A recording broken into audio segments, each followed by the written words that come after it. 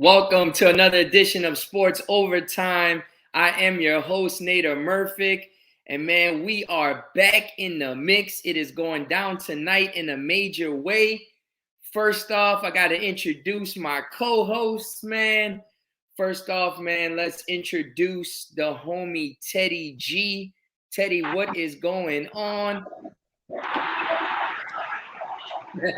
5-2. I say we are not tied with Tampa Bay. If we win against the Dirty Turrets, we number one in the division. Let's go. All right. And then we also got to bring on our brother Soul Saint. What's good, Soul? We got it on him. Let's go. Listen, man. Tonight is going to be a rowdy show. We're going to talk a lot of shit on this show tonight. So all the listeners, all the viewers, is going down in a major way. We got a lot to get off our chest. Shout out to what Teddy got on his chest. Element Beverage Company, man, sponsors Sports Overtime. Make sure y'all go cop that Element, and all your local Rouses is going down in a major way. And I also want to give a big shout out to Element too, man. They provided 4 cases of Element for this Thursday's Feeding the Homeless. This Thursday is going to be the 1-year anniversary of Feeding the Homeless, man. So thank you to everybody who supports and donates on a weekly basis. And big shout out to Element, man, for donating drinks for the homeless this weekend. Now, guys, we got a huge show tonight. Again, we're going to talk a lot of shit on this show tonight. And let's just jump right into it. They had a lot of stuff going on today with the Saints and potential trades and quarterbacks that's trying to come to the Saints, whatever. But, man, we got to jump into this ass whipping that we gave the Tampa Bay Bucks this past Sunday, 36-27 in the Superdome. The Saints beat them, the Super Bowl champions, with Trevor Siemian as their quarterback. I don't want to hear a fucking thing about the Bucks no more. Right. Right. Exactly. We was in now, there. You know what I don't like? It was loud. It was electric. Hey, we went crazy, bro. Hey, it was a little pause for a minute because my boy went down. He bent. I was just praying, bro. I said, please let that boy just have a sprain or just an high ankle sprain or something. But my prayers were not answered, and the boy is out for the season. But Simeon came in, poised. Remember, it was 7-7. Right. When Jameis left. So Simeon, he led that team, bro. He led us to victory in that damn defense. Facts. What I don't like, ladies and gentlemen, is the fact that the day after the Saints took them down, they're trying to say something wrong with Tom Brady. Oh. What's wrong with Tom Brady? Come on, man. All of a sudden, something wrong with Tom Brady? You understand what I'm saying? You right, Zach Attack. Listen, Trying to hurt I'm going that to tell y'all this. I'm going to tell y'all this, man. Tom Brady must be having problems at home with the wife. What that got to do with football? Okay? Try to say he got problems at home. He got marital problems. What's up, Facebook? I don't have nothing to do with P.J. Williams getting a pick. That's research. That's homework. And look, didn't that look just like that Tracy Porter intercept in the Super Bowl? Same thing. I swear I said the same thing. I said it. Yup. That's homework. So we beat Seattle last week. Watch this. But who is our secondary coach? Mr. Richard. We are the new Legion of Boom out here, ladies and gentlemen. I'm telling you right now, live in the flesh. All right. I like that. Now, going back to what you said, you know, everybody was on Tom Brady nuts the whole week, talking about, they're going to demolish the Saints. The Saints got Jameis Winston, this, that. And Skip Bayless was talking shit the previous week when the Saints beat Seattle in Seattle. Mario Davis already then said, look, we coming with that heat this week. I don't give a shit what Skip Bayless saying. Whoever's saying we coming to knock his ass out. And that's what they did. They knocked his ass out. That defense is unbelievable, man. The defense is it's crazy because like we're so used to having an offensive team, right? We're so used to having an offensive team, and then now we're a defensive team. So now you see these guys like Cam Jordan, who y'all said was missing. He showed up. Marcus Davenport, since he's been back, he showed up. Onyemata came back last week, showed up. So again, showed out. Onyemata showed man. And listen, the first play of the game showed out. But Teddy, they had a lot of Tampa Bay fans on social media, on Twitter, cursing us out, talking about we that and fuck the Saints and this, that. Well, guess what? Fuck the Bucks, because that's y'all bitches lost to Trevor Siemian. Y'all lost to Trevor Siemian. So ain't nobody trying to hear about no fucking Bucks fans who wasn't fans. Bitch, you ain't go to the Super Bowl since 2001. Now all of a sudden your team won the Super Bowl last year and they got 1 million Bucks fans. Where the fuck were y'all at 5 years ago when Jameis was over there? Y'all was very quiet. Now you bitches trying to talk shit. Well, go talk shit back home with that L, because y'all bitches lost to Trevor Siemian. That's it. Y'all lost to Trevor Siemian, dog. Come on, bro. Wait a minute. Hey, what show am I on? Am I on? Oh, this Sports Overtime. Man, I'm thinking I'm gonna tell it like it is. I'm thinking I got a white Mike T on tonight. I'm on tonight. I'm feeling this dude with all this language, but I'm feeling a certain way tonight. God, I'm tired of it, bro. Boy, what got into your cornflakes this morning, Nader? You're right. Who pissed in your cornflakes? Look, he's still a little pissed off because of what happened to Jameis. He pissed off because we didn't get Odell. Oh yes, we was about to get Odell today. The Cleveland Browns agreed to it. We was about to get that boy. But we would have had to trade Mike. We would have had to trade Mike for the financial reasons.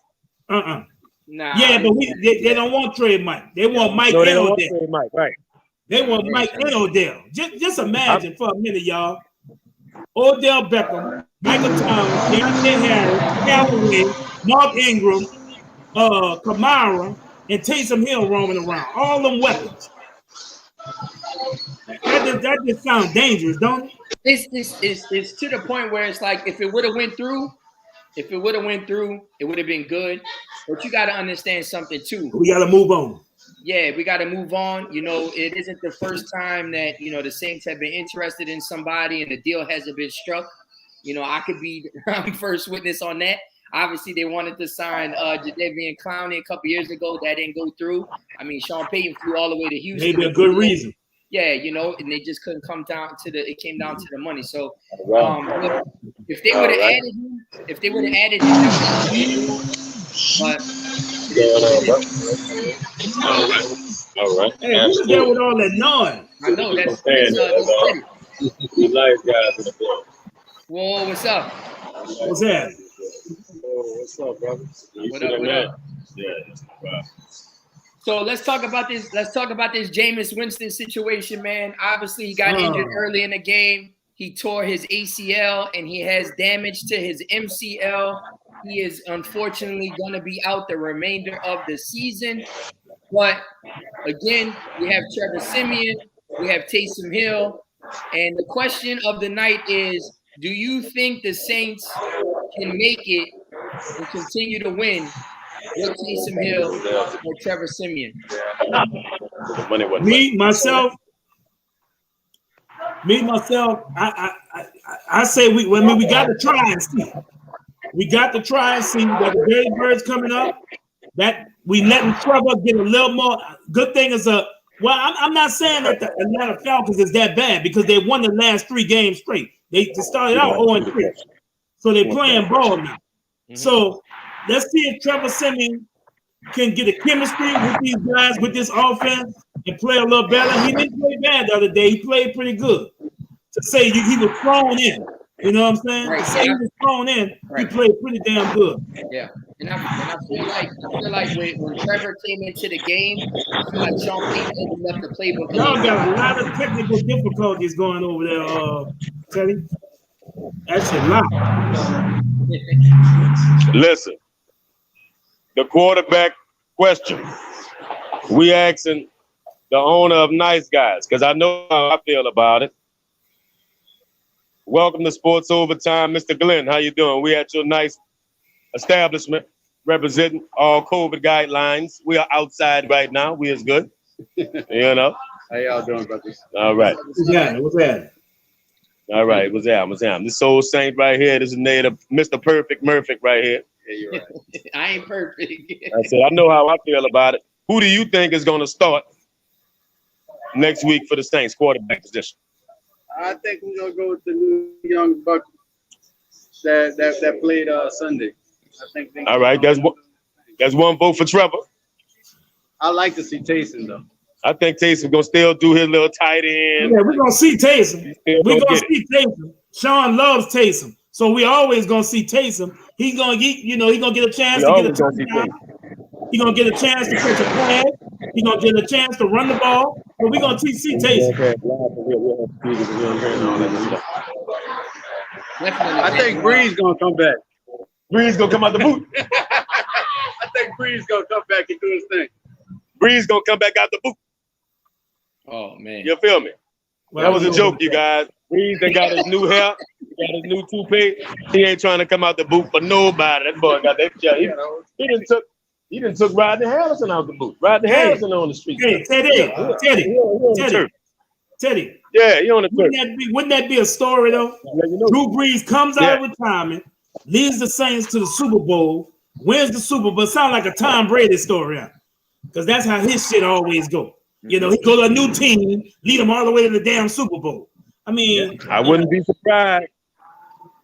But going back to the question, y'all, I think the Saints should give Trevor Siemian a chance. Obviously he did just beat the Tampa Bay Bucks, who are the world champions. He just beat them. He did go 16 for 29 for 159 yards and a touchdown. And listen, we're not asking him to do a lot. When you have a defense like we have a defense, you could just be a game manager. Get you a couple of touchdowns, 2 touchdowns, 3 touchdowns a game. The defense is going to hold its own. They're going to be able to stop teams.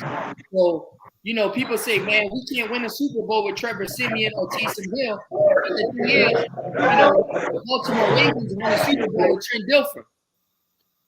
It could be done. It could be done. Joe Flacco. I mean to say Joe Flacco. So like you definitely could win a Super Bowl. Do we need to upgrade at the quarterback position? I don't know. I mean, I think we do. But who's out there that's available that we really could bring in to where people would be like, man, we definitely going to the Super Bowl? Is it Nader? Is it Phillip Rivers? Is it a Cam Newton? Who do you think? Before we answer that question, I just want to say one thing about Trevor Siemian. Yep. If you notice, they tried to rattle him, and he stayed cool, calm, and collected. I think they had about 4 roughing the passes on that guy. You know what I'm saying? Like 3 consecutive ones. Mm-hmm. And he still stayed cool. So that just goes to show you. I think Ian Book or somebody like that probably would have been rattled. Would have threw a couple of picks.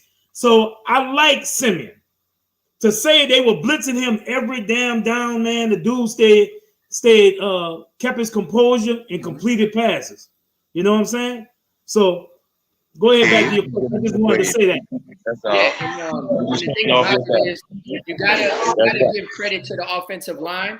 You got to give credit to the offensive line because the offensive line stood there and helped him get these passes in and out. Lord. This dude walking around the whole club, bro. Right. Man, sit down, man. Hey, when you ready to talk, I'm gonna mute him so we can get rid of all that noise. There you go. Go ahead and talk, man. No, but again, man, I think when he's ready to talk, I'm gonna unmute him. Yeah, that's cool. But I think that Siemian deserves the chance after beating the Bucks, right? Mm-hmm. I do feel like he deserves the chance. And with Taysom, I feel as though they can use him like how they usually use him, or they can do a 2 quarterback thing, have Siemian do his thing, get these passes downfield. Because to me, I feel as though Siemian has a better arm than Taysom Hill. Now, running wise, obviously Taysom Hill does way more than what Trevor Siemian can do. That's why they'll work well in a tandem. That's why exactly. I think exactly. They'll probably bring Siemian to the sideline, bring Taysom in, let him play some quarterback. Let him play some tight end. Trevor has a very quick release on what he does. He has a very good understanding of the offense. Mm-hmm. I believe Trevor has been here longer than Jameis. So, he has a very good understanding of the offense. He knows exactly where he wants to go with the ball. He goes through his progressions, and he does scramble. He scrambles a little bit, but he's not going to run the ball recklessly. And what I can say is that Trevor is very capable. He's going to come in the game. He's going to move the ball. I expect the Saints are going to give the Atlanta Falcons a heavy dose of boom and zoom. Mm-hmm. And then Taysom Hill is going to come in there and do his thing if he plays at all. So I think Trevor's going to come in there. The Saints are approaching full strength. They're just missing their QB1. Mm-hmm. And I want to pause for a second, and I want to give a big shout out to Sean Payton, because I feel as though Sean Payton should be in the running for Coach of the Year, being that look at what's happened this year. Obviously, we got hit by Hurricane Ida. They had to evacuate. They had to go to Dallas. Then they had to travel to Jacksonville for their first home game, which really wasn't a home game. And they demolished Green Bay. They stayed out for another three weeks. They came back, right? And, you know, obviously Jameis Winston going down in the Bucs game. He's losing his starter quarterback for the year. You got a guy like Trevor Siemian, who's a third-string quarterback, who comes into the game, and it's like, man, like, he knows what to do with quarterbacks that are not named Drew Brees. And so for that reason, I feel as though he should definitely get the Coach of the Year. If he continues to win games and they make the playoffs, you know, with either Trevor Siemian, Taysom Hill, or the tandem, he automatically deserves to get Coach of the Year, man, for sure. All right, Nader. So I definitely want to give a big shout out to Sean Payton, and I want to give a big shout out to Dennis Allen. Dennis Allen has that defense going nuts right now. I mean, Demario Davis is playing lights out. Again, Cam Jordan wreaked havoc on Tom Brady. Davenport, since he's gotten back in the Seattle game, which we didn't get a chance to cover last week because we were flying back, but in the Seattle game, Davenport wreaked havoc. This game, he wreaked havoc. David Onyemata, getting him back last week was a big upgrade for us at D-tackle. I mean, you know, the cornerbacks played well. You know, I know Lattimore gave up that touchdown, but besides that touchdown, Mike Evans only had 2 catches for 48 yards the whole night. That was it. And one of those catches was 41 yards. So he had 7 yards the whole rest of the game, one catch. Whoop-de-whoop. Besides that, I mean, that was it. That was it. He was locked down. So, you know, I know everybody was giving Lattimore flack, like, oh, he gave up a touchdown. No, Mike Evans is one of the best wide receivers in the game. And then you're talking about Godwin, who is ranked in the top 100 players in the league. And who they had guarding him? They had CJ guarding him. Yep. And CJ is a safety, right? So they were locking down everybody else. The reason I knew the Saints were not going to lose this game is because they didn't really have speed. They didn't have Antonio Brown. Mm-hmm. They didn't have Scotty. So you're going to beat us with who? Gronk? Mike Evans? He a non-factor. So he had to score, right? So he got his little one. He got his little. They had to be aggressive. So I think Marshawn didn't think that they were going to be that aggressive that early, especially not with Mike Evans. They would have did that play with Scotty or Antonio Brown, but they did it with Mike Evans. And you know, and for the second week in a row, Marshawn, you know, got burnt like some overcooked. He's not gonna be perfect. Some weeks he is gonna get beat. You know wait. Marshawn, I have a Marshawn Lattimore jersey. I'm a fan. But the DK Metcalf, that was an offensive pass interference. It was. He pulled it out. It was an OPI. Yeah, I mean, me and Sol was at that game. We saw it live. Like, he threw him down. Right, Nader. Speaking of, we want to give a shout out to Tish and the whole Seattle with the hospitality and everything, man, because we didn't have a chance to talk about the good trip me and Nader had up in Seattle, bro. It was lit, bro. It was great. The weather might have been a little bad, but we had a good time. Yeah, it was lit. That after party, that Saints party went down in a major way. So shout out to Tish, man, for throwing that event. And then, man, just game day was just crazy. You know, right when the game started, it started raining, and I was like, oh, shit, here we go. And then the crazy thing about it was we were sitting, me and Sol was sitting like a couple of rows from each other. And we got to the game, and it wasn't raining at all. And then once the kickoff started, it started raining. They had 20-mile-per-hour wind. Then in the second quarter, they had hail. And then and then the wind was just blowing you all in the face. Man, it was crazy, bro. But and then look, I was sitting in the Hawks Nest. Me and Soul was sitting in the Hawks Nest, and I'm like, man, if we don't leave here without a win, I'm gonna go crazy. Hey, y'all know it's Soul and used to sit up high. But I wanted to get. Everybody been telling me about the Seattle, the bird's nest up there, and I wanted to get that perspective to see. It's a good view. I'm not gonna lie, it's a great view. Yep. Up there. But the elements, you're gonna be in the elements. It was cold, bro. It was like 40. It was like 40 degrees, raining, hail, wind. I was playing for y'all. Yeah, bro. It was crazy. And them mofos up there do not sit down. They do not sit down. Into it with some bird fans because these dudes do not sit down, bro. And look, this is the crazy thing. It was so MJ cold. The karate chopper. Go ahead. It was so cold out there at halftime. At halftime, you're like, man, let me go get something to eat. Man, at halftime, we were so worried about going to get Starbucks coffee so we could just warm up because it was cold as fuck. That boy said cold as fuck. Yeah, look, I saw a little girl with a hot dog in front of me, bro. That hot dog looked so cold. I'm holding that bitch like this. Teddy, I'm holding the coffee like this in that bitch. The hot dog, that poor baby, her hot dog turned into ice. He was eating that hot dog. Turned into a cold dog. Oh no, hot dog turned into a cold dog. That's a good one, dog. But look, I also want to say, man, look, this going back to the Saints defense real quick. The Saints defense shut Leonard Fournette down. I mean, Pete Werner's has been playing very well as a rookie coming in, learning his defense and really stepping up. We got to give a big shout out to him, man. Got to. Man, let me say, this game was bittersweet because I was happy, boom and zoom. Mark Ingram was back in the building, bro. Just hyping up everybody, making everybody laugh. He did, him and Kamara are back together. I'm so happy about that, bro. Yeah, that's going to be big. In subsequent games, that's going to be big. Mark was just learning his way back around the facility. Mm-hmm. And these next couple of games, you remember when the Saints had boom and zoom originally, when Kamara was a rookie. They set all type of records for a running back tandem. Yep. So I feel like, we're going to be able to get right back to that. And I think that's going to be huge in Tennessee. That's going to be huge against Dallas. So I think the Saints are in the middle of that win streak that we always go on annually. Mm-hmm. When we go on that 8 to 10 game win streak and finish the season off strong.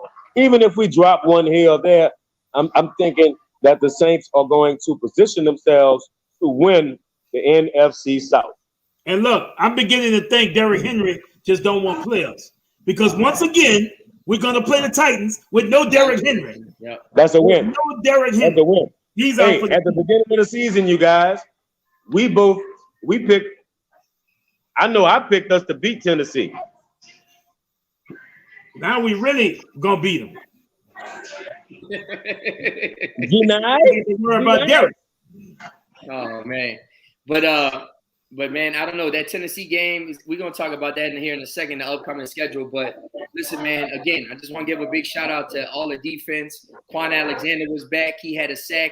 And the crazy thing about it is when they played in Seattle, the last drive that the Seahawks got at the end of the game, the defense got 3 sacks back to back to back.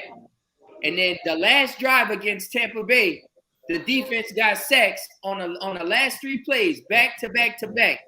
So you can't tell me that this defense isn't legit. This defense is legit. They don't give a shit who they playing. And that's one thing that I really like about it is because they could be playing Geno Smith one week. They could be playing Tom Brady another week. They coming out and they trying to kill the head and the body will die. That's what they trying to do. So big shout out to them, man. Absolutely, Zach Attack. Absolutely. We coming out there. And I love going to the Tampa Bay Stadium. It feel like I'm at the motherfucking beach. I can tell you, you put your feet up And it ain't like Seattle, where it's chilly, the hot dog is a cold dog. I said, boy, them pirate ships get the blaring. And I'm telling you, it's a beautiful, beautiful thing. I can tell you, the New Orleans Saints have a all-time just racking up wins against Tampa Bay. And I think that this will probably be another one with another quarterback, a tandem quarterback, and a knocked-out run attack. Boom and zoom are going to boom and zoom our way back to Tampa Bay. But we're not worrying about Tampa Bay right now. We took care of them already. Yeah, we done. They're on the bye week. They're going to have to watch. Let me say something to Zach Attack right quick. Let me say something to Zach Zach. Attack. Yeah. Zach Attack. Check it out. I'm not going to be able to come to Tampa this year because the Fillmore, Harris Casino have gave me their facility again to have my watch party, and I'm having a concert. So anybody not going to Tampa, please come. Please come to the Fillmore. We're going to throw down and get lit while we whoop that ass. Support that for sure. Definitely support that for sure. Support that, man. But again, the Saints are going to win a lot of games if their defense can continue to play as like they're playing right now. So listen, we got the Atlanta Falcons coming up this week. I think it's going to be a good matchup. Now, before we jump into that, I know we touched on it in the beginning just a little bit, but obviously the Saints, they wanted to get another wide receiver. They did reach out to the Cleveland Browns. The Cleveland Browns were asking maybe a second or third round pick for Odell Beckham. And the Saints were trying to get them to pay some of his salary this year and try to, absorb some of it for next year. That didn't happen. They didn't want to do that. The Saints were trying to offer I think it was like a 5th or 6th round pick for him instead of the 2nd or 3rd. But they really couldn't make it work. As you can see, the Saints are definitely working for a wide receiver. They wanted a wide receiver. They got let go today is Deshaun Jackson. Deshaun Jackson wanted his release from the LA Rams. He got his release. So Deshaun Jackson is going to have to hit the waiver wire, and whoever gets him, gets him. But what you think about us getting Deshaun, picking up Deshaun? Do we need him now? I mean, to be honest with you, he's a deep threat. He's a deep threat, as you can see with in the Rams offense. He's had plays where he's had 60, 70-yard catches, And if we can just have our quarterback get him the ball, we don't know who the quarterback's going to be, if it's Simeon or Hill. But if we can get our quarterback to get him the ball downfield, why not? Because people are going to be worried about him because they know what he brings to the table. They know that he could take his 60 yards to the house easily. He's still fast, And I just feel as though right now as Saints fans, when you look at what happened this past week against Tampa Bay, a lot of people don't know this, but every pass catcher that caught a ball, we didn't have no pass catcher on the team that caught more than 3 passes this week. And that's including Kamara. So we have to figure out a way for these wide receivers to play better, or we need to grab a wide receiver some way, somehow. I think the Odell Beckham pickup would have been major. And they tried to do the same thing that they did with the Mark Ingram salary. They tried to go up there and bully Cleveland into paying the rest of Odell Beckham's salary for the rest of the year. Let us have him. We'll start paying him next year. And Cleveland was like, no, if y'all take him, y'all going to pay them the rest of the money for this year and all the rest of the years. Yeah. So, I think that going after OBJ, it lets you know that they all in. Honestly, y'all probably hate me for saying this, but I'm not sure what Michael Thomas is doing. I'm not sure what time it is with him. I love the guy, but I'm just saying, if Michael Thomas would have had been in that deal, as bad as Baker Mayfield is treating OBJ, and he's a son of New Orleans. Michael Thomas, to my understanding, he went to Ohio State. Cleveland is in Ohio. It's a fair switch. It's a LSU for Ohio State. That's not fair. That's not even trade, though. That's not a fair. Michael Thomas is decades. All right. It's not an even trade. Why? Because OBJ is not better than Michael Thomas, right? Right. Well, but you could look at it this way too, and this is what a lot of people throw out there. They say, well, Michael Thomas is one of the top 5 wide receivers in the NFL, but is Michael Thomas that same wide receiver without Drew Brees? He's going to be better without Drew Brees because now he can open up and do things that he couldn't do with Drew. Yeah, he could go downfield. Yep. People don't know Michael Thomas could catch deep. Go look at his tapes when he was in college. He just didn't have the opportunity to do that. He caught a couple of deep balls with Drew, you know, where you know, he ran fly routes and things like that and caught deep balls, but he caught it about 20 yards and he ran the rest of the way. It wasn't like Drew Brees had the ball in the air for 50 yards. No, you're not gonna see that. So this is a matter of opinion of what we're talking about. We're talking about dollar for dollar. Michael Thomas and Odell Beckham Jr., same paycheck. That's what we're talking about as far as trading. Right? Odell Beckham Jr. He the one. Wait. He the one that started getting paid $20 million a year. Michael Thomas. Yeah, but that would be an even trade for me. He getting paid 18 million, 18 and a half, 19. Michael Thomas is the first one to get 20. So they basically dollar for dollar the same. So regardless if you feel like talent for talent, for me personally, I would rather have Odell Beckham Jr. on this team because Michael Thomas, I told you, Michael Thomas is a Drew Brees wide receiver. Okay? So Odell Beckham Jr., you put him in a flat, he gonna shake everybody on the other team on his way to a touchdown. Michael Thomas ain't had no touchdown outside of 30 yards. Let me tell you something. Beckham Jr. hit you with a 60-yard touchdown. But I'm just talking about they even. If all that was true, talking about they even because of the money that they make. Odell is at 19 million a year. Odell's time has came and is gone. Okay. Yeah. Michael Thomas, like I say, you know, we've been having it just goes to show you number one receiver at one time. Hey, the Saints feel the same way. We didn't even try to trade Michael Thomas before the trade. They would trade Michael Thomas for Deshaun. Michael Thomas. They want Michael Thomas here. They would trade Michael Thomas for Deshaun. You know, you think that they'll trade Michael Thomas for a 6th-round pick? Hell no. But they'll trade OBJ.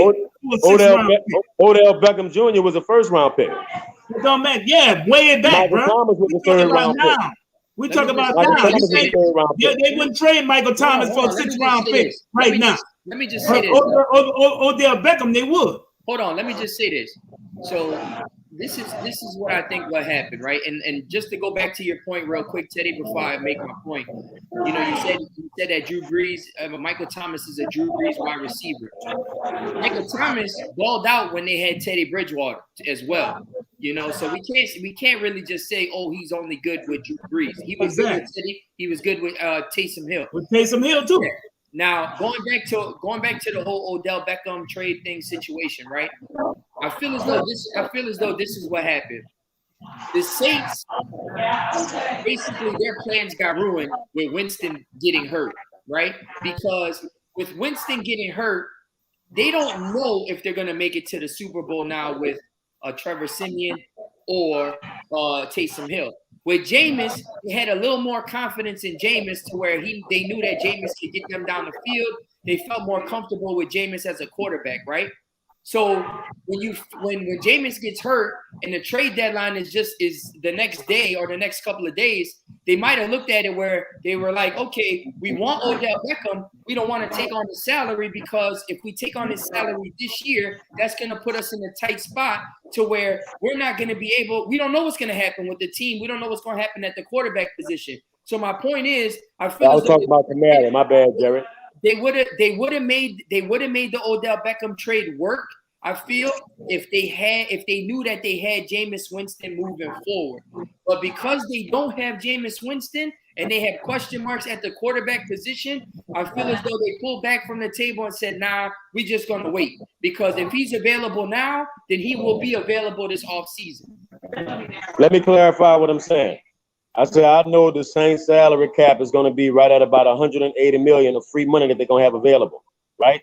So right now, having two $20 million wide receivers, it wasn't going to happen. That's why the Saints tried to get them to forego Odell Beckham's paycheck for the rest of this year, the remainder of this year. The only way that would have happened is if that was the trade right there. Thomas goes there, he comes here. Do I want Michael Thomas to leave? No. But what I'm saying is they make about the same amount of money. And right now, the Saints can't afford to have two $20 million wide receivers. That's all I'm saying. Right. And the thing Hey, let me say something.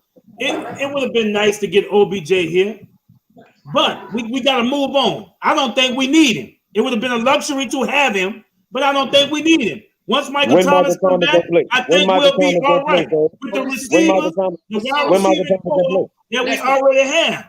I think we'll be fine with the wide receivers we already have with the addition of Michael Thomas. But y'all Who not gonna play first? Who gonna play first? Michael Thomas or Zion? Y'all not understanding what I'm telling y'all. With the question mark. I got him. Who gonna play first? Michael Thomas or Zion Williams? Michael.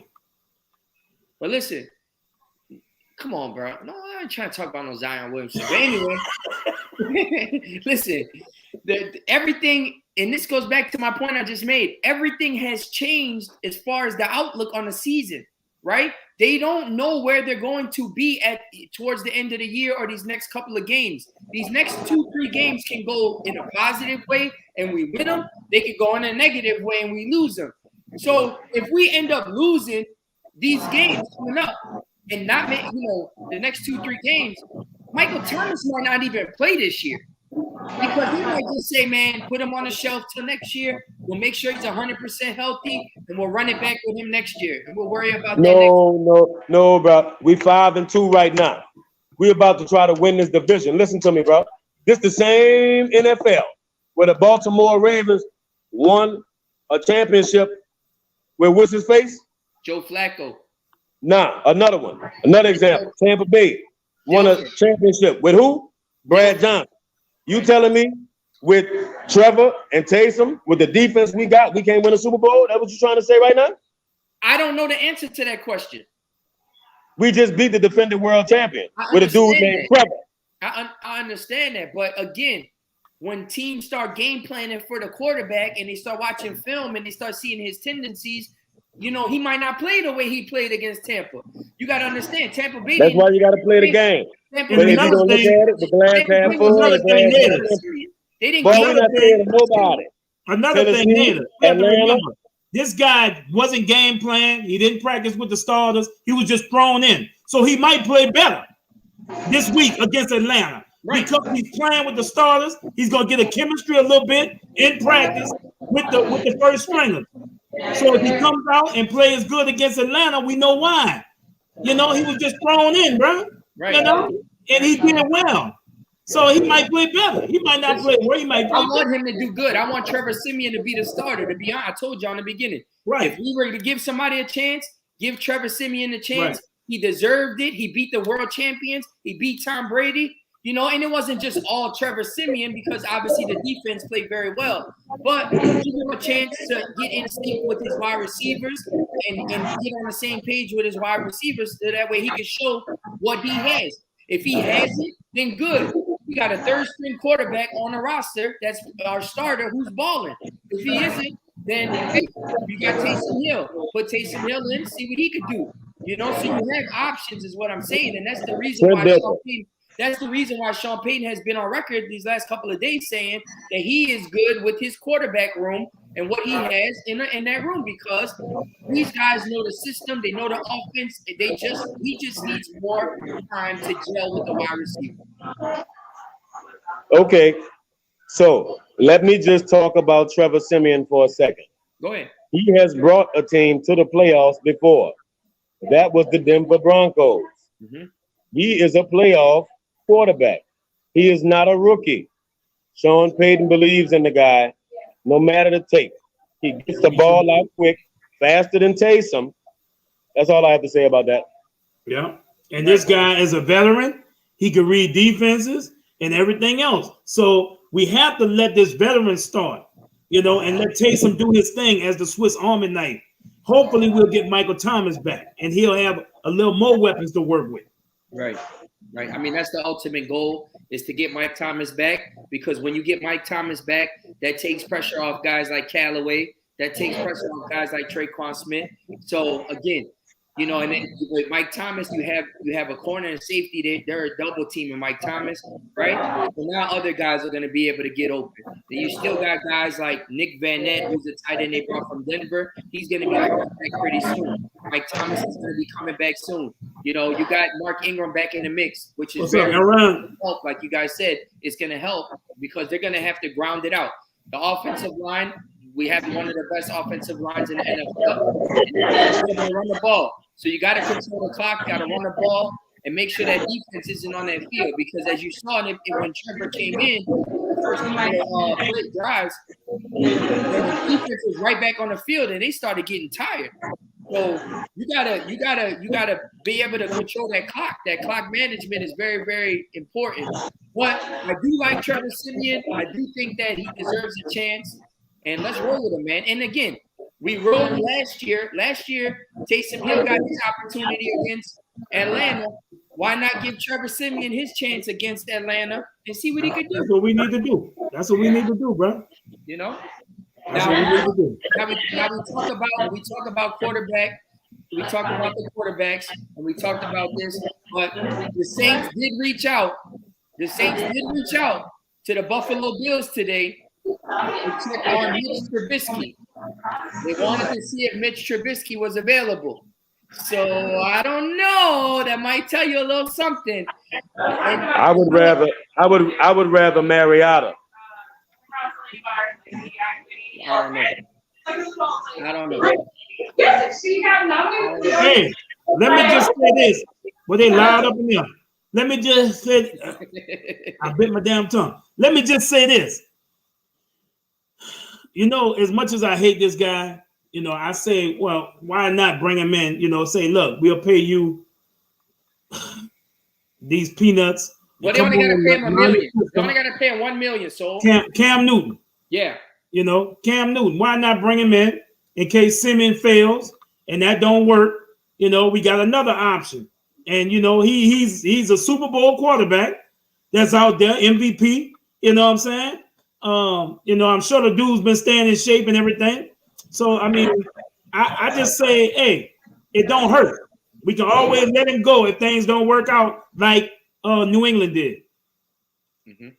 I mean, to me, I don't have a problem with it. I really don't. Again, it's just an experiment. If he works out, he works out. But also, too, you know, Phillip Rivers came out today saying, and obviously he's retired, but he came out today saying that if the Saints gave him a call, he definitely would pick up the phone and see what they talking about. So I don't want that old man. Listen, I'm gonna be honest with y'all. When I heard that, I said, man, look, so I said, man, Phillip Rivers got 7 kids. He tired of them fucking kids already. He tired of them kids already getting on his damn nerves. He ready to play football. The Saints gonna have to rent him out a hotel just to take care of his family. He gonna be like Hurricane Ida all over. Too much, bro. You asking for too much, bro. That boy need FEMA money, bro. Boy, it was like Hotel Rwanda up in there. But no, I'm gonna tell you this. I said Phillip Rivers probably would be the best option out of all of them. I'm saying that. Okay. Because at the end of the day, the West Coast offense that he ran, and the last time I heard Cam Newton speak, he said that he don't even know how to call out the mic. He said that. So he said that Bill Belichick was asking him to call out the mic, and that's something that he has never done. That's a problem. That's a huge problem. Maybe that's why he's sitting at home like us. He probably watching sports overtime right now. People, look, I'm a, you know, like I say, I think we should just go ahead, wait and see what happens. Let Simeon start. Let Taysom Hill, if he's able to come back this week, let him do his thing, kind of easily bring him back into the rotation of doing things, because the dude just had a concussion. And, you know, we know how Taysom runs the ball. We thought he was going to get a concussion a long time ago. You know what I'm saying? The way he runs over people and stuff like that. But we know he's stretched out for a ball, and the dude tried to take his head off. That's how he got that concussion. But when he comes back, bro, let him do his Swiss Army knife. Let Simeon try to run this offense, bro. Let's get it going, man. Let's go with what we got. I'm like Teddy. I think worst case scenario, you can't go wrong with either or. But worst case scenario, if I had to choose between Cam Newton and Phillip Rivers, I definitely would go with Phillip Rivers. And here's the only reason why I tell y'all that. Number one, we know Phillip Rivers could get the ball downfield. He has an arm. But number two, this is the most important thing, especially trying to gel with this team. The dude is a competitor, bro.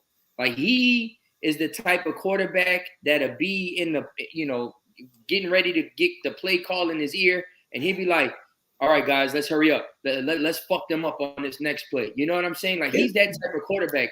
Or he's at the line and he's like, he's about to get ready to hike the ball. And he's like, you can't fucking stop us. Like, he's talking shit to the defense. Me from New Orleans, I like that type of shit. I like that petty shit.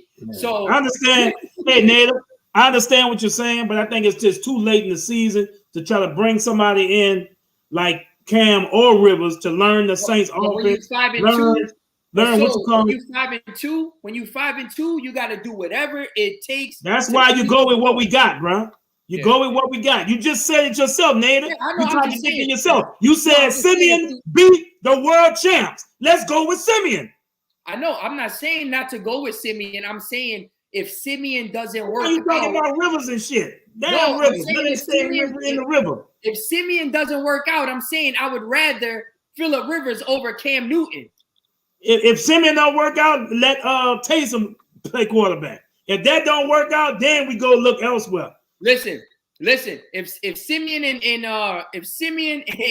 Taysom Hill don't work out, I know some Palestinians, especially my people, they know how to throw rocks. So I will call them up and they will come out there and sling that bitch. What about Ian Book? Ian Book too. Put the rookie in. Ian Book is going to be on the sideline holding the clipboard just in case somebody get hurt. The Saints have 4 capable quarterbacks going into this season, and they still have 3. So I agree with Soul that we stick with what we have. The Saints playbook is very extensive, but the one person I think that could grasp it on the fly would be the future Hall of Famer, not a first ballot, but Phillip Rivers. Because he ain't the first ballot. Yeah, did Rivers ever take Chargers to the Super Bowl? No, but he took him to the playoffs. He never even beat Drew Brees. Ladies, can I get y'all to say who that real quick? 1, 2, 3. Who that? Everybody. All right, absolutely. Thank y'all. Thank you. You a spirit. The rest of y'all. All right. Oh, y'all next. Y'all next. But it's all good. It's for the show. The one person with a snake. What's up, Richard Rich? Richard Rich said Rivers done. All right. What's up, Rich? All right. Listen. So what y'all just said about the quarterback position, right? And I want to get everybody's take on this in the chat, man. So write in the chat.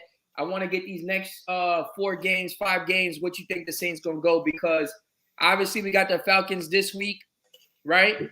Falcons in the Superdome. We got at the Titans. They're missing Derrick Henry. He broke his foot. He's out for the season. We got at the Eagles.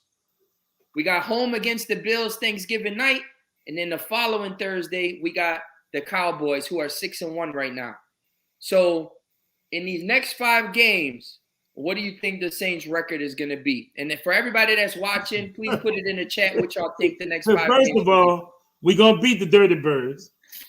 We're going to beat the Titans. But we are going to lose against Buffalo. And I bleed black and gold. But I think Buffalo is just too good of a team. And our quarterback situation, I think we're going to lose a close one. I really do, with Buffalo. I'll be happy if we win. But I think I even think we picked Teddy Buffalo to beat us, didn't we? We did. We said that Buffalo was going to be a loss. But Buffalo is not looking as strong as I thought that they would. I think that it's a holiday game as well. The Saints always do well on a holiday. Facts. You feel me? Yep. Excuse the noise, guys. Now we're losing our quarterback for the season. I'm broadcasting live from Nice Guys, so excuse the noise. But look, listen, bring a friend, bring an enemy down here. Horace. To Nice Guys. Cousin. We'll be down here. You feel me? We'll broadcast live from here. But I'm saying, I said the Cowboys, because we got a Cowgirls fan over here, right here. Hold on, I'm gonna have to bring her on screen. Still a Cowgirls fan over there. I said, it's all right, Cowboys, they're doing good. But the Buccaneers was doing good too till they came to the dome. And guess what? Now they say something wrong with Tom Brady. What's wrong with Tom Brady now? Listen. We all know this. Cowboys are overrated. Thank you, Richie. We all know this. About it. Listen, we all know one thing, and I said this before on this show. When the Saints play the Bucks, the Bills, the Cowboys, teams like that, they're gonna show up. It's the teams like the Jets and the Giants and those type of teams where that's the games that scare me because they always lose to them sad ass teams. So when y'all talk about, they're going to lose on Thanksgiving, we're not losing on Thanksgiving. We're going to fuck them up on Thanksgiving. We're going to beat the Cowboys the next week. And here's the thing that y'all missing. Thanksgiving is on a Thursday. We don't play the Cowboys until the following Thursday. So we're going to be a rested team. So that's what I'm saying. The Bills game, I'm not worried about. The Cowboys game, I'm not worried about. The Titans game, like you guys said, we already beat them. Last year or 2 years ago without Derrick Henry. We're going to handle our business against them. We always play good on the road. It feels like the Saints are a better road team than home team lately. So I'm not tripping. We 1-1 at home now. We 1-1 at home. And look, Nader, exactly what you said, the Saints are proving you right because we lost to a team that was the worst team at that time when we played them, and that's the New York Giants. Right? Yeah. To Carolina, they had McCaffrey. They surprised us this year. So we lost to them two people. We beat all the teams, and some of the teams we were picked to lose against. I think out of those 5 games, I think the Eagles game is the question mark. That's the one I'll be worried about a little bit because again, the Eagles aren't really too good this year. They're a banged up team. They're hurt. But again, you can't go into that game lightly. Just like you can't go into this upcoming game against the Falcons lightly because, as you guys remember, 2-3 years ago, the Falcons came into the Superdome. They were 1-6, right? They were a 1-6 team. They came into the Superdome and they beat the Saints. They took them lightly and they lost. You cannot take these games lightly. It's a division game. Let's talk about the Falcons a little bit. I want to lay this on the floor. Calvin Ridley is claiming mental health. I am all for mental health awareness. So mental health. He needed a few bereavement days, got some situations. So it's going to be the rookie, Kyle Pitts, and the rest of the weapons that the Atlanta Falcons have. All respect to the Falcons. And I think that, once they come in the dome, we're going to look at them like we should have looked at the New York Giants. They would get destroyed. Yeah, I don't think we're going to take them lightly. Again, it's an NFC South division game. They know that they're behind Tampa Bay right now. In the win column, they need this win as bad as anything. And I think that when you look at this whole matchup in general, obviously, like you just said, Calvin Ridley's not playing. That's huge for us. That's my 2 most hated teams. Calvin Ridley's not playing. That's huge. That's very huge for us because he's their best wide receiver. Now the defense can lock in on guys like Kyle Pitts. They can lock in on guys like Cordell Patterson, who I'm going to give him his props. He's been playing very well this year.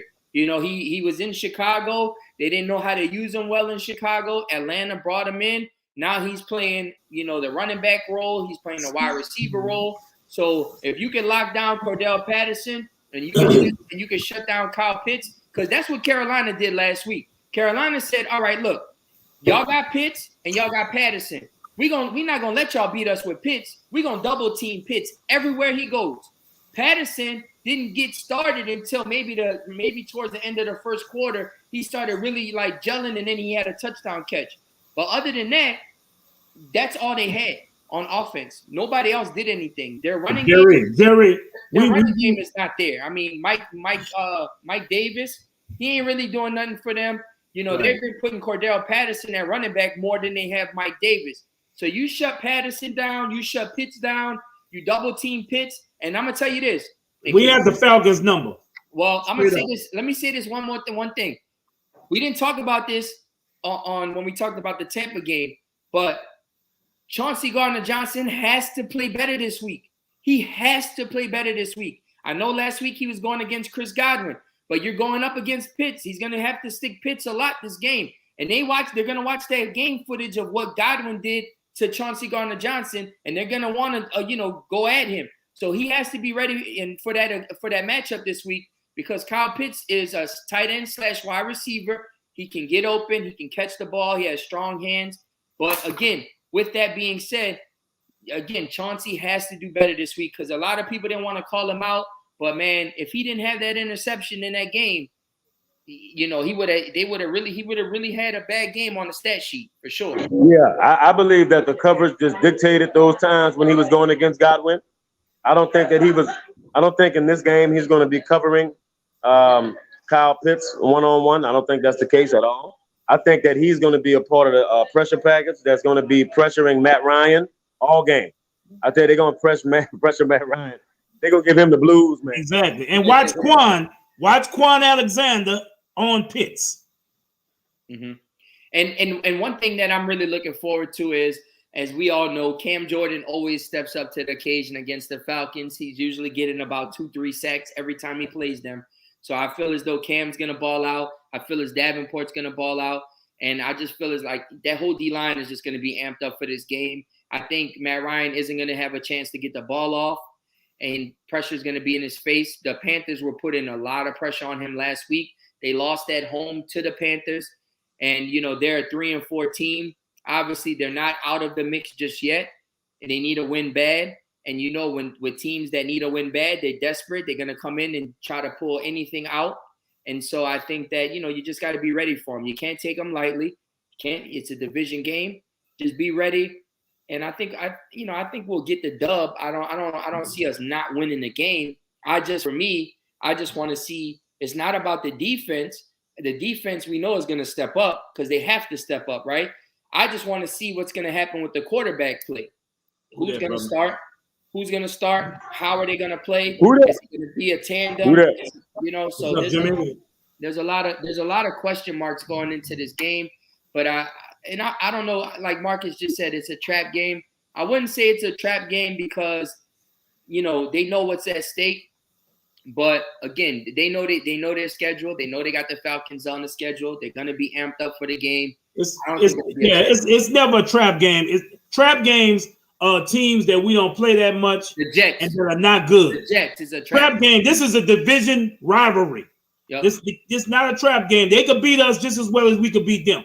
You know, no matter what the record, throw the records out the window. Right. This is Atlanta Falcons against the Saints. So, you know, I mean, we've had their number as of late. But, you know, it's still a division game. Yep. We can't take them lightly. We cannot take them lightly, man. So we'll give our predictions towards the end of the show when we make our picks. But I just want to go around the league real quick. And, you know, there's a lot of things happening around the league. As we talked about earlier, man, Derrick Henry broke his foot, 1,000 yards. The dude was balling. I mean, he just helped us contain, man. And for them to lose him, that's a huge blow for them. So he's out for the season. Obviously, Jameis Winston is out for the season, as we touched on. We all said this last week when we made our picks. We knew it was going to be a good game. But the Packers gave the Arizona Cardinals their first loss. And it seemed like Kyler Murray got injured in that game. I don't know if he's going to play or he might be out for a couple of weeks. I don't know what's happening with him. But same Packer team that we beat the crap out of just beat the best team in the NFC. Yeah, and that's the thing. You know, a lot of people are like putting the Packers up above the Saints because they only got the one loss. We got the 2 losses. But I feel as though the Saints win against the Packers was way more impressive because obviously it was supposed to be a home game for us. We were playing in Jacksonville. You know, there were Green Bay fans that flew out there, right, and showed up for that game. So you was at that game, right? And there was a lot of people there. So for them to win that game in that fashion in somebody else's stadium, to name it our home game, home opener, that's very impressive, especially for a team that's 6-1 right now. But with the Packers, though, I got to give them a props because they beat the Arizona Cardinals without Devontae Adams, who had COVID, and Lazard, who had COVID. So they beat them with only pretty much Randall Cobb because Robert Tonyan, their tight end, got hurt. He's out for the season now. So, I mean, that's what's up. Like, you just beat the team that don't have any losses with Randall Cobb and Aaron Rodgers. Like, that's nuts. So, but it also shows you that he's a bad man. But it also shows you that the Arizona Cardinals can be beaten. Just because they're the 1 seed in the NFC doesn't mean anything. That team can be beaten, as the Packers shown. Right. So, all right, y'all. So I'm here at the party. I'm gonna be leaving a little early. We didn't got past the 1 hour mark, and the Pelicans about to come on. Ha ha. They playing the Suns, so I'm about to get it. You heard me? Love y'all. all Peace. right, You know what I'm saying? See y'all next week. Y'all right, clean it up, finish it up real nice. Oh yeah. Who that? Saints play. Oh, my bad. Go ahead again. Go ahead. Saints plus soul Equals Super Bowl. All right, brother. Now, so when this notification came up on my phone yesterday, I was so pissed off. The Denver Broncos traded defensive Von Miller to the LA Rams. Why did it have to be the damn LA Rams? Now they got Von Miller. Already have Aaron one of the Donald, best defensive players, if not the best defensive player in the league. Aaron Donald, Von Miller, Jalen Ramsey. Come on, man. Golly, bro. Golly, man. Come on. You can't stack them. They looking like the Tampa Bay Buccaneers, man. Yeah, but except with better players. They trying to look like Golden State Warriors of the NFL, bro. Right. God damn. Damn, bro. Man, Von Miller got 100 sacks in 10 years. That means he had double-digit sacks. He averaged double-digit sacks every year he been in the league. That's crazy. Yeah. And he's been hurt the last couple of years, too. Right. And still, 100 sacks in 10 years. That's damn good. That is very good. That is very good, man. That is very good. And speaking of very good, I don't know how they pulled this off, man, but the New York Jets upsetted the Cincinnati Bengals. And who was the quarterback? 34-31. Who was that quarterback? It wasn't Zach. I don't even know. Right. Nobody knows. Who this dude? Man, we ought to go get him. It might have been Jerry, or it might have been Marcus that's in the chat. It might have been, I don't know. One of y'all play quarterback for the Jets, let us know. Right. Look, he said Mike White. The white Mike. I don't know, man. But he did his thing. And again, it just shows that with backup quarterbacks, they really want their opportunity to shine. They wait for it. And then when they get their opportunity, some people fold and some people show out. And Mike White showed out. Trevor Siemian showed out. And another quarterback that showed out was the Cowboys' backup quarterback.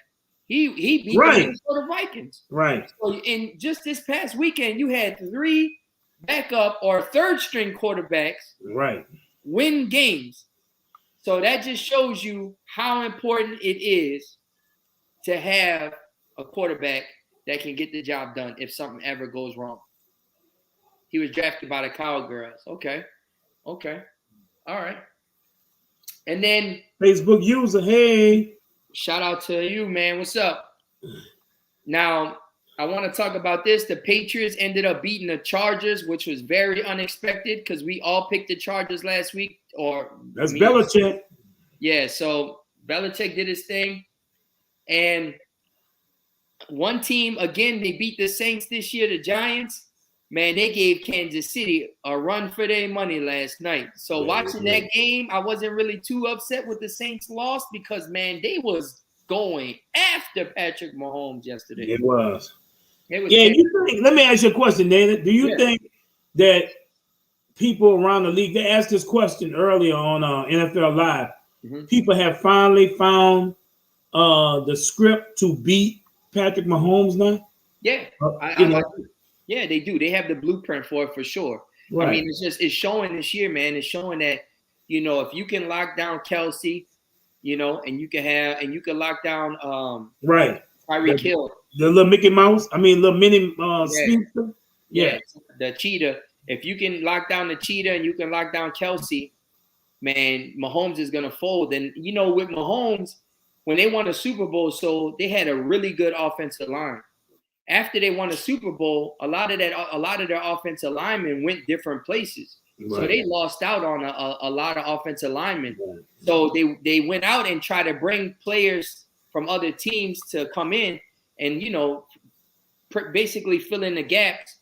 But I just don't feel as though like their offensive line isn't good. They're missing Clyde Edwards-Helaire. Their running game isn't really there. And that's very important. You got to have a running game to complement the passing game, and their running game isn't there. Now, Clyde might be coming back here in the next week or two, so we'll see. But I just don't feel the Chiefs got it this year, man. I don't feel as though they got it. I feel as though, like in the AFC, you got teams like the Ravens who are really good, who are really going to be able to show out. Mm-hmm. You know, the Chargers are a good team. I know they lost this past week to Belichick, as we just talked about, but I feel as though the Chargers are a really good team. You know, and a lot of teams right now, they're still trying to find their identities, you know. They're just trying to find their identities. When you look at just even in the conference right now, you know, Tennessee right now is 6-2, right? The Raiders, you got teams like the Raiders who are 5-2. You got Baltimore. I think the team in the AFC right now is the Bills, man. I feel as though they're the favorites right now. They got to be the favorites because you got the Bills, you got Cincinnati, you got Pittsburgh, you got the Chargers, you got New England, you got Kansas City. I don't really see any of those teams being on the level as the Bills right now. I feel as though if you were to like rank them, I would say Bills 1, maybe Baltimore 2, you know? Yeah. But, I mean, the Titans are number 1 in the AFC right now, but that's obviously going to change with Derrick Henry missing the rest of the season. So you just never know. You just never know. So let's go into these game picks before we get out of here. So all right, let's jump right into them. So I don't know if Thursday's game is even going to be watchable for me because I'm really not interested. But the Jets at the Colts, who you got? I got the Colts at home. I know the Jets just upset a team with a no-name quarterback that nobody knew, but the Colts at home with Wentz, I think they're the better team. Yeah, I'm gonna go Colts as well. Browns at Bengals should be a good game. Yep. Browns at Bengals. Cincinnati, Ohio against Cincinnati. Yeah, Ohio against Ohio. Yeah, yes indeed. So. That should be a rivalry. Is that a rivalry? Yes, huh? That's a rivalry. Huh? Bengals. They both been shitty for a long time. So yeah. I don't know. Yeah. I'm gonna go with the Bengals. They're gonna bounce back this week. I still think there's some problems in the Cleveland Brown locker room. Yeah. With OBJ and his dad and Landry. Landry and OBJ are good friends. You know. So his dad posted a video of why your boy's not getting him.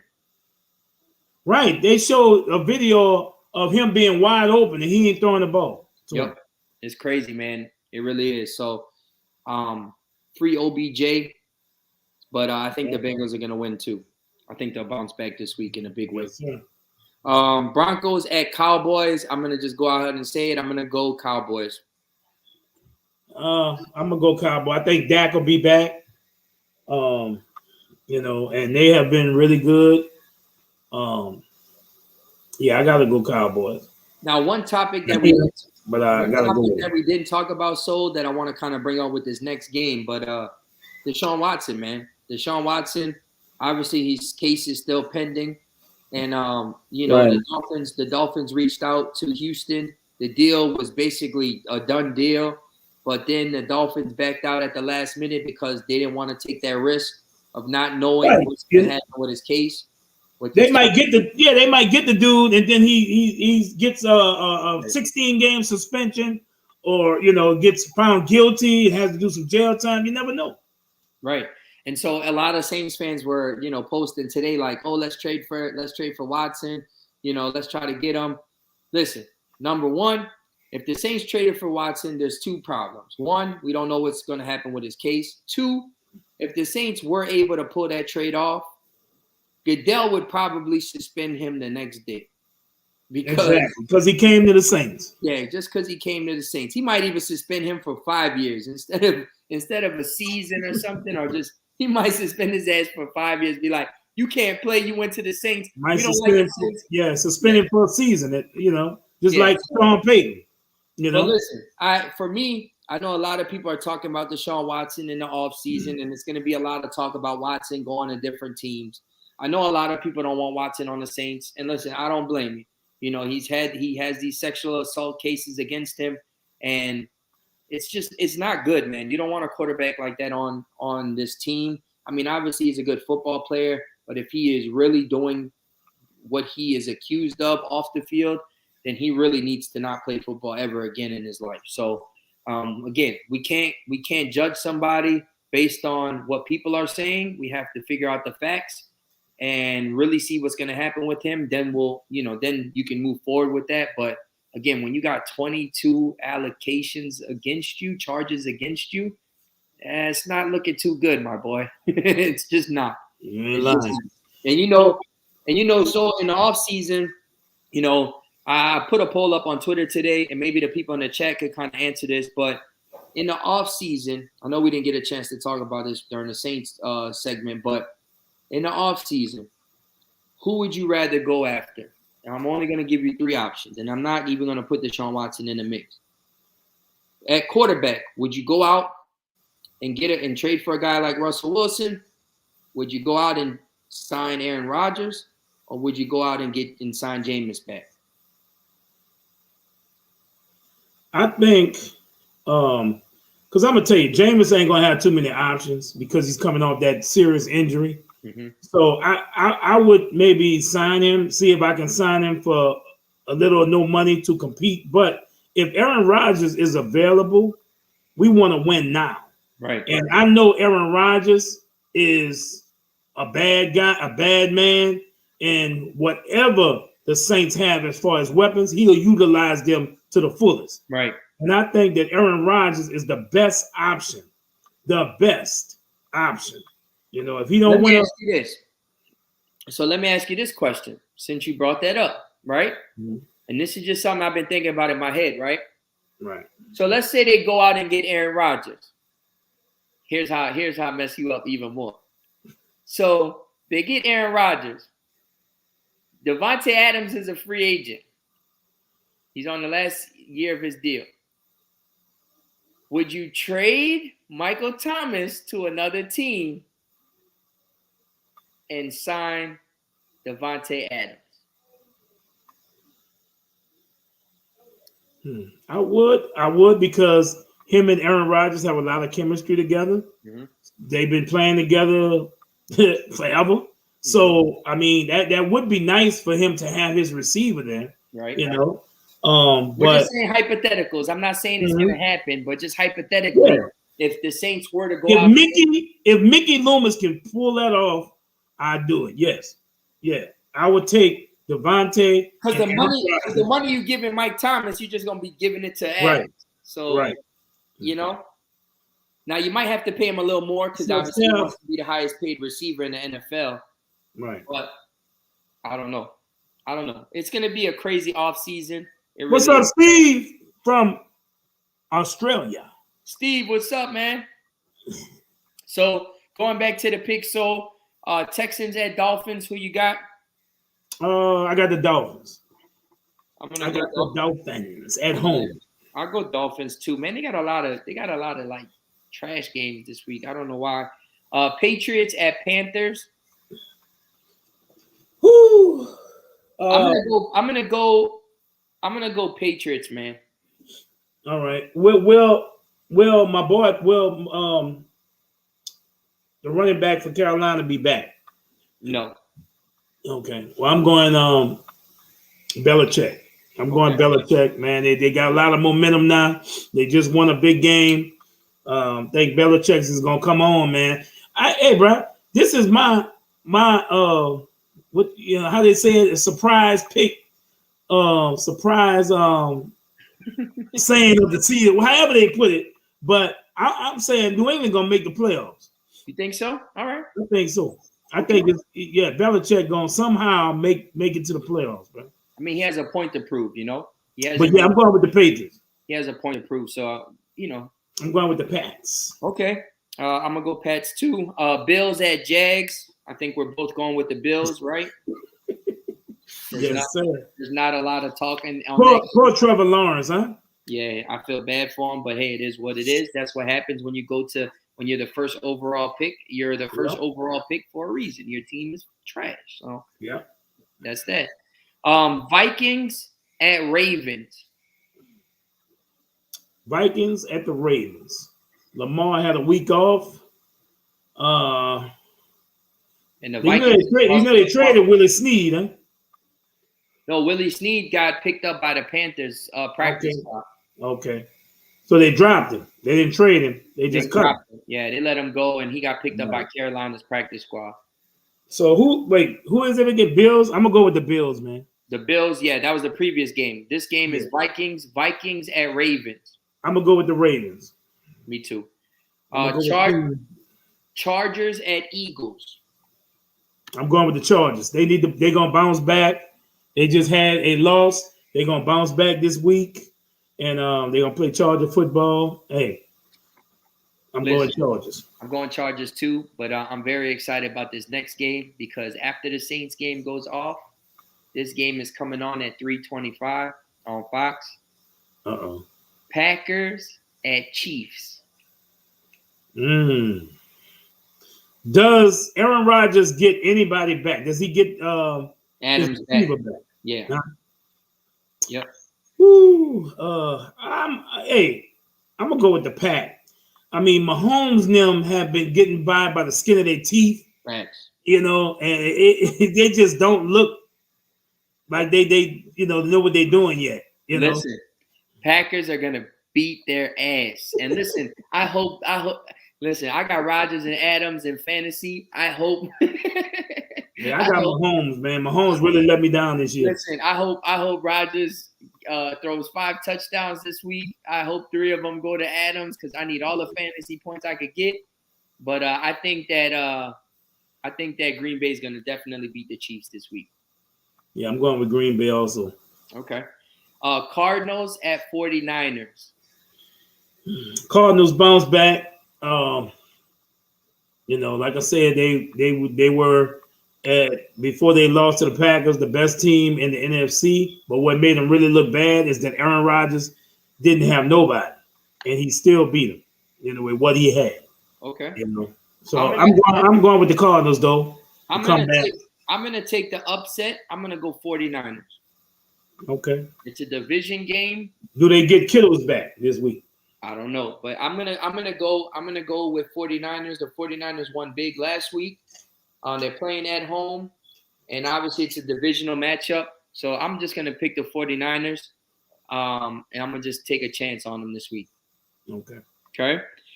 Titans at Rams, Sunday Night Football. That Ram team is loaded.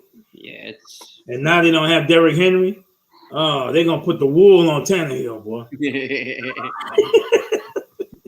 Von Miller in yellow and blue. Yep. Von Miller out the orange and blue. He in the yellow now. Hey, him and Aaron Donald gonna act a fool on Tannehill. They about to get so many sacks, man. This shit about to be crazy. Ooh. And then Monday Night Football, you got the Chicago Bears at the Pittsburgh Steelers. I'm gonna go with Pittsburgh. I'm gonna go with Roethlisberger. I'm gonna go with the vet. Your boy Hines is running better. I think at home Pittsburgh. Okay. I'm going with Pittsburgh at home. All right, I'm gonna go Pittsburgh too. I think Justin Fields is still trying to figure it all out, and obviously David Montgomery's hurt. Herbert has been playing. Their running back Khalil Herbert, he's been playing very well for them. Mm-hmm. I just feel as though they haven't been able to get the deep shots down the field. When you look at a guy like Allen Robinson, he's their number 1 wide receiver, and they're not able to get the ball to him. You got a speedster like Mooney, so they're not able to get the ball downfield to him. So I don't know, man. I think the Steelers are definitely gonna win this game because they're gonna be able to run the ball, control the clock, and and just get the dub. So I'm gonna go Steelers as well. Yes, sir. Now, Teddy just talked about it, and we transition to this real quick, just to let our viewers know. But the Pelicans are now 1-6. They play the Phoenix Suns tonight, which the game is on right now. It's about to be on, and I mean, listen, man, it's just disappointing. Obviously, we know Zion still is out. There was reports today that came out that said, there has been a lot of problems between the organization and Zion and them and his foot injury and just a lot of things are not on the same page. They're not on the same page. He's not on the same page with the organization, the training staff, whatever it may be. So listen, man, it just seems like it's like this. It's always like this between them, and it's not him coming out saying that because he said that, he loves New Orleans, but there's been it's kind of like how the Saints used to have where players are misdiagnosed and, they feel like a timetable is going to be this. And then it turns out to be a worser injury than it was, claimed to be. So that it just seems like that's what's happening with Zion and the Pelicans right now. We don't know when he's going to play. You got tickets. And here's the thing. So you got tickets right now in the lower bowl for these next upcoming games for $9. Yeah, make me feel like my tickets ain't worth shit. I paid too much money. They should give me a refund on what I paid. Like $9 to sit in the lower bowl behind the goal? Like what? Like, come on, man. Hey, so, let me say something right quick, Nader. Yeah. When the Saints came out in 1967, they teased everybody with a touchdown, return for a touchdown all the way, man. We thinking, oh man, we got a team. I wasn't born, but my uncle has been a diehard. He died before the Saints even won a playoff game. Mm-hmm. And you think, man, all those years, we didn't win a playoff game for 30 years, bro. That's crazy. Yeah. 30 years to win all those seasons, and we never got to the playoffs. It's crazy. We never had a winning season. Mm-hmm. And you think they were snake bitten. They said that we were snake bitten. They used to have all kind of things. They said the Superdome was carried on a burial ground, all kind of stuff. Then the lady with the witch, with the voodoo, came into the dome for the Ram game, and we won. And I guess the snake was taken off because after that, Saints had good seasons with Jim Moore, 11-5, 12-4, 11-5, 11-5. Good season, but could never win a playoff game. Yeah, it's crazy. Mm-hmm. And we finally want to play. You look at the Hornets and you look at the Pelicans. First, it was the Hornets. Mm-hmm. They got here. We had one playoff games. Remember Chris Paul? Yeah, I mean, I always say this. So I always say, like, when they were the Hornets, they had a team, man. I mean, they had Chris Paul, They had Tyson Chandler, they had Rasul Butler, they had Paige Stoudemire, David West. They had David West. Like, they had Wesley. They had a lot of people that was on the team that man, I feel as though that team was the best basketball team that we ever had in New Orleans.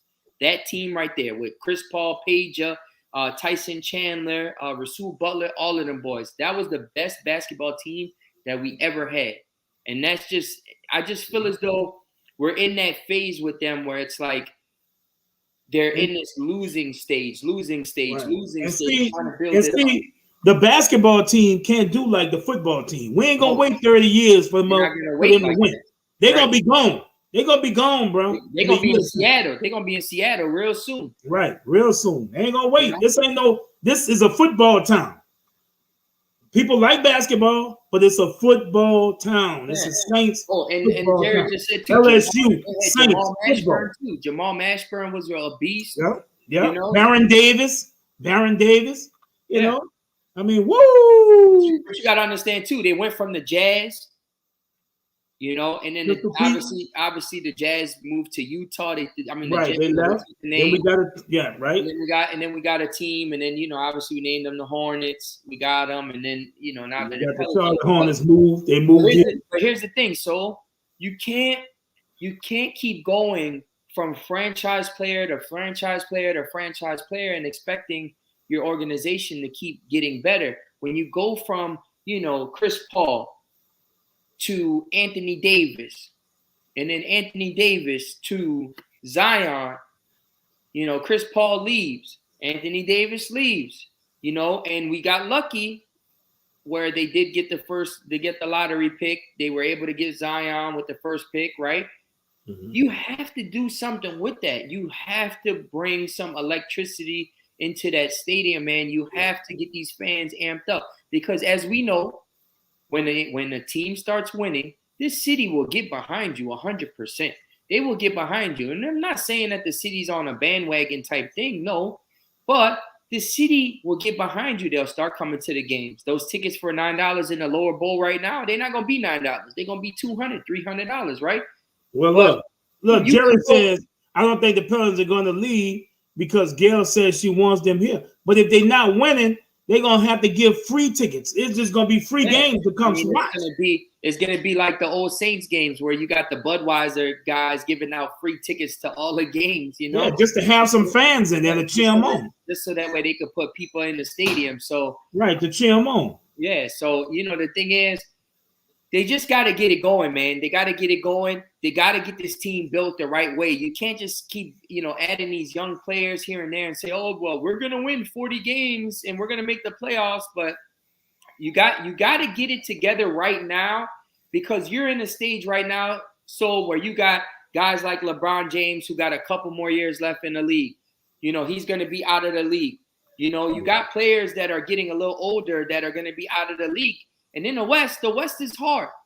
The West is just hard, man. You got teams like Golden State. You got teams like the Lakers. You got teams like who else? Portland. Whoever else is up there right now that I can't even think of because, you know, it's just still early right now. It's still early in the NBA season. Obviously, you know, you got teams like Golden State. And people don't know. They think all the names change. Dallas is another team, you know, with Luka Doncic. You got Minnesota, you got Phoenix, you got the Clippers, you got Houston. I mean, you know, the West is just tough. But when you take out LeBron James out the Lakers in the next couple of years, he'll probably end up retiring. You got to build your team for the future to start winning games. And, you know, when you got guys like Zion Williamson who are 300, 310 pounds, not able to stay healthy, not able to be on the court, who's your franchise player, it's going to be hard to win games, man. It's going to be hard to win games. You can tell me all day, every day, Devontae Graham is a beast. He's good. Don't get me wrong. He's good. Brandon Ingram, he's good. Valanciunas, very good. But people don't understand. Look, Horace Knox said first it was the Jazz. What happened was the Jazz was here and they left and went to Utah. So we didn't have a team. Then Shin, who owned the Charlotte Hornets, relocated to New Orleans. That's how we got the Hornets. Mm-hmm. Then they decided to change the name from the Hornets to the Pelicans. Mm-hmm. Okay? So just to let you know that history, you know, that's how it happened. For sure. But again, they have to start winning. Their upcoming game schedule in these next 5 games, obviously they're playing tonight against the Suns. That's that's on the road. That's going to be a hard game for them. They play at the Kings. What's up, Felicia? They play at the Warriors. They play at the Mavs. So they got a 4-game road, 4 games on the road. And then they come home Friday. They play the Thunder. They play the Nets. And Thursday they play the Thunder. Friday Nets, and then the Grizzlies. Okay. So you got some hard games in there, man. The Warriors are playing really well. The Nets are playing well. You know, the Kings aren't a slouch. So I don't know what this team's going to do. Hopefully they start winning some games. Hopefully Zion's back.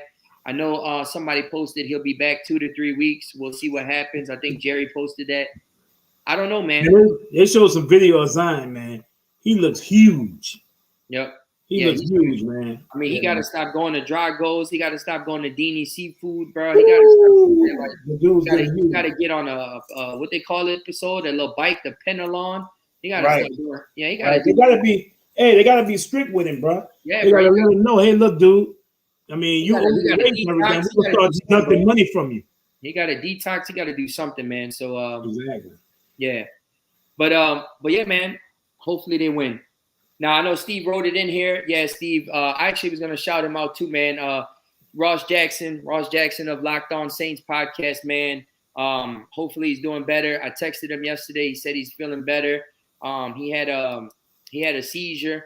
So man, yeah. Hopefully he gets better, man.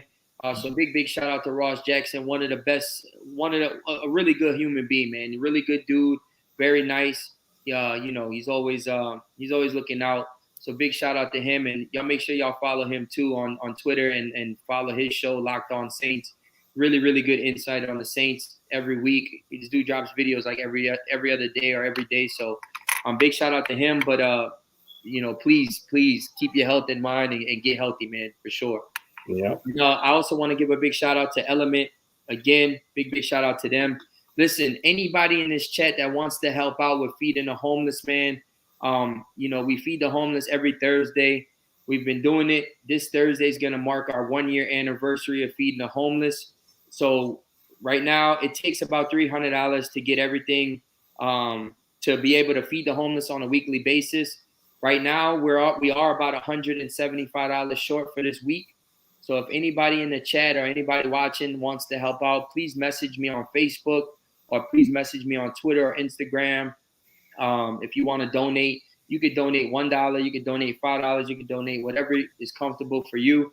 But again, man, we're just trying to do this on a consistent basis. Again, doing it for a year is, for me, it's a big accomplishment because, I set my goal in my mind to try to help as best as I can. And I wanted to see if I could reach a year. This Thursday is going to be a year.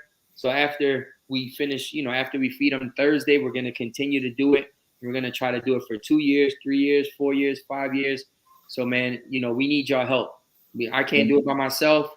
The more people donate, the more meals I could buy and give out on a weekly basis. And listen, man. I just want to give a big shout out to Nader, man. That's wonderful because it's something he doesn't have to do, but he takes the time out with his wife. I even went out there with him one Thursday. He takes the time out to do that type of thing. And, it takes a lot to take out your time and go and feed the homeless, take money out your pocket to help these people. I think that's wonderful. It's wonderful that you do. A lot of people don't, I appreciate that. There's a lot of people that talk a lot of stuff that don't do anything. Right. You know what I'm saying? And I'm gonna be honest with you. So it's been a challenge, man. It really has, because obviously this year I went through some tough times in the beginning of the year, and a lot of people stop donating because of certain things, and just didn't want to donate anymore, or just didn't have the funds to donate. So, man, I had to take on a second job, man, just to help go out there and provide for them, and I took all of that money from my second job and just put it towards feeding the homeless. So. It's been tough. It hasn't been easy as people think, but nothing good comes easy. It's always a battle, and I appreciate everybody though, man. I appreciate everybody that has donated on this whole year, who reaches out on a weekly basis. Hey, man, I got $10 for you to put towards the homeless, or $20, $30 here. Some people even donate $100 sometimes. So I appreciate it, man. I appreciate everybody that has helped me do this. It's a big accomplishment. I'm very happy with it. And again, man, the more you help others, the more God's going to help you. So I appreciate everybody, man. And again, if you want to help donate, please hit me up because we need all the funds that we could get. And the one thing that I just want to say before I get off this subject is, it's sad, man, because it's gotten to a point where we've been doing it for a year, and it's gotten to a point, and Soul can tell you this, it's gotten to a point where when we go out there, there's a line already formed at 12 o'clock for lunchtime. They already have a line of people in line, literally in line. I'm not even there. They have a line of people that are standing outside knowing that I'm coming at 12 o'clock that are waiting just so that they can get a meal. So, and then sometimes when I pull up, they run into the car. So when I see that, man, it's like, it's sad. It really puts everything in perspective for somebody. Like, man, I might take eating lunch, I might take it, and, I might eat lunch, I might take it for granted. Or, being able to provide food for my family, I might take that for granted, but when you go out there and you see that with your own eyes, you don't take things for granted. So, you know, anybody again that wants to help, please hit me up. I want to give a big shout out to Element too, because Element passed by my house today and dropped off 4 cases of Element on them to donate to the homeless this week. So big shout out to them for helping me. You know, instead of giving them water every week, we've been giving them water. Sometimes we switch it up. We give them, you know, Cokes or Sprites or root beer because they want us to switch it up. But this week though, Element donated 4 cases to the cause. So big shout out to them. And again, man, we love Element. We appreciate Element for sponsoring Sports Overtime and helping us do these things in the community, man. So big shout out to Element. Whenever you're at Rouse's and you're down the drink aisle, please purchase some Element just because they're doing good things in the community. So big shout out to them. Let me give I want to say a couple of things. I have a couple of events coming up. November 14th, the Titans Saints game. We're going to be at the Fillmore, Harris Casino. Have a big watch party there. It's free of charge. I want everybody to come out. You know, we have a bar. We have Soul Saint snacks. You know, and we got a big movie screen with the audio is just wonderful. It's like you're in a movie theater watching the game. You know, plenty of seats, up close, on the floor, in the little box. Yeah. Soul Saints watch party. I got 3 left. I got that one against the Titans, the following week against the Eagles, and then a big concert / watch party against the Tampa Bay Buccaneers. So I won't be on the road for those games. I'll be hosting that watch party. So anybody that's not going to those games, the Titans, the Eagles, and the Bucks, if you're not going away on the road to those games, please come out to my watch party, man. At the Fillmore, right there at Harris Casino. You enter it from Canal Street. And Nader, you got to come to at least one. Well, I'm definitely gonna come to one for sure. For sure. Yeah. I just work on Sundays, so it'd be kind of tough. And, oh yeah, one more thing. Yep. We have a special right now for the cruise. Like I said, man, this is going to be a fantastic voyage. Anybody that's interested in the cruise, inbox me. Things are getting better, as you see with the COVID and everything. We just, you don't have to wear a mask in the dome no more. I think things are going to get better. Yeah. You know, and by April of next year, that's when my cruise sails. You know, April 23rd through the 28th, 5-day cruise. We're going to 2 ports. That Sunday, we leave Saturday. That Sunday, we're going to have a Q&A. I got Ricky Jackson. I got Robert Meacham. I got, what's my boy? Tyrone Hughes and Delvin Bro are going to be my guys that are hosting this cruise. We're going to have a Q&A first that morning, and then we're going to have a cocktail / concert in the evening. And it's going to be, the headline is going to be Chopper. So Chopper's going to be it, King Mike, MJ of NOLA, yours truly. I'm going to be doing my thing. You know, I got some music out there with some of these guys, King Mike, Jay the Wizard, you know, and we also have a comedian that's going to be on board. It's going to be a party for the ages, man. It's going to be epic. So if y'all have it, I'm gonna definitely be on that cruise for sure. Meacham hit me up. He's like, "You better be on that cruise. I need you on that cruise. You know you're my boy. You better come." I'm like, "All right, I'm right, right." So y'all, man, let me know if y'all need any information or anything. I think it's like $50 a person to book. You know, it's usually like $200-300 a person. $50 a person to book, and you just pay on it every month. I think the balance is not due till 22. Like January of 22. So, you know, you got time. I mean, we got a lot of cabins booked. I don't want to say a number, but we got a lot of cabins booked. It's going to be epic, and it's going to happen. Definitely. So, definitely. Y'all support Soul. Y'all support the event. Y'all support his cruise. And again, man, y'all support. That's right, Globe. And again, man, if y'all want to help support and donate to feed the homeless, hit us up, man. You can hit me up. You can hit Soul up, whoever. And again, man, we're going to try to help the community as best as possible. 1 year anniversary, man. 1 year anniversary this year. All right, Steve. So appreciate you, Steve. Appreciate you, Jeremiah, Gloria, everybody, Jerry, for tuning in. Yeah. Appreciate everybody for watching and listening. We will see you guys next week, man. Same place, same time here on Sports Overtime. Y'all stay up and let's get this win this week against the Dirty Birds. Saints plus soul equals Super Bowl. Hey, let me give y'all a little music going out. So y'all stay tuned for a little music because them Dirty Birds, we going to get them. All right, Nader. All right, man. We'll see y'all next week. Same place, same time. Come here. Come say who that. Hold on, so you want to say who that before y'all we get out. Right. Come here. Hurry up. Hurry up. This is my son.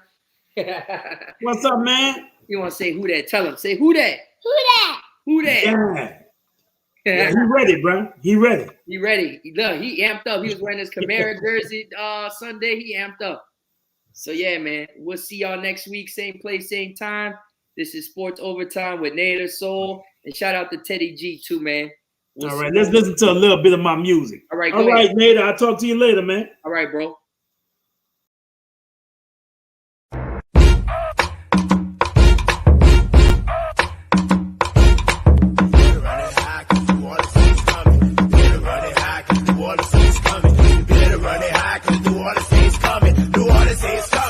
Everybody, let's go. Let's hear for the black and gold. Now let's go. Let's rainbow that. Any competition, yeah, we coming to get you. Let's go. Saints fans and let's hear for the black and gold. Now let's go. Let's rainbow that. You better run it high, cause we coming to get you. Saints plus soul equals Super Bowl. Ask Joe, ask Soul, now you've been told. Black and gold, we on the road and we big and bold. You opened up your mouth, now you're knocked out cold. We coming to get ya, I bet you won't win. Left hook, right hook, again and again. We got that high-powered offense with that lethal punch. We're the bullies of the block and we'll take your lunch. So to all of my who-that's across the land, and to all other teams that don't understand, we coming to get ya, I go and Super Bowl. We gonna beat the Lombardi, black everybody, let's go. Saints fans stand up. Let's hear for the black and gold. Now let's go.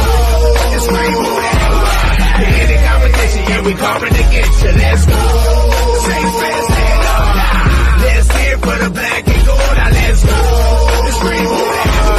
You better run it high, cause we coming to get you. Who that? Who that? Who that? Who that? Saints plus soul equals